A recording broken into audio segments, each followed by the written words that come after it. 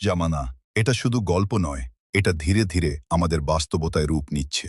আজ পৃথিবীর দিকে তাকান, যুদ্ধ, রক্তপাত, অস্থিরতা।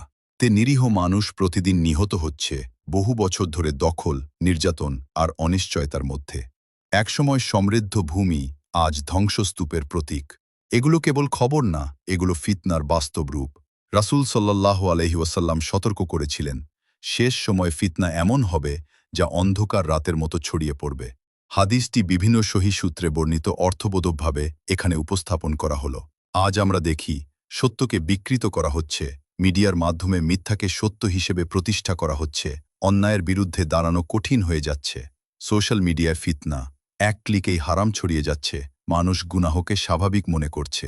নৈতিকতার অবক্ষয়, সুদ, প্রতারণা, অশ্লীলতা সবকিছু যেন সহজ হয়ে গেছে। যেটা একসময় লজ্জার ছিল, আজ সেটা ট্রেন্ড। কিন্তু মনে রাখুন, এই সময়টা শুধু পরীক্ষা।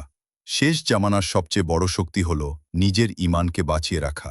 সবাই যখন ভেসে যাচ্ছে, তখন যে নিজেকে সামলে রাখে সেই প্রকৃত সফল। তাই আজই নিজেকে প্রশ্ন করুন, আমি কি এই ফিতনার স্রোতে ভেসে যাচ্ছি, নাকি আমি আল্লাহর পথে দৃঢ় আছি? আল্লাহ আমাদের হিফাজত করুন এবং সত্যের উপর অটল থাকার তাওফিক দিন। আমিন।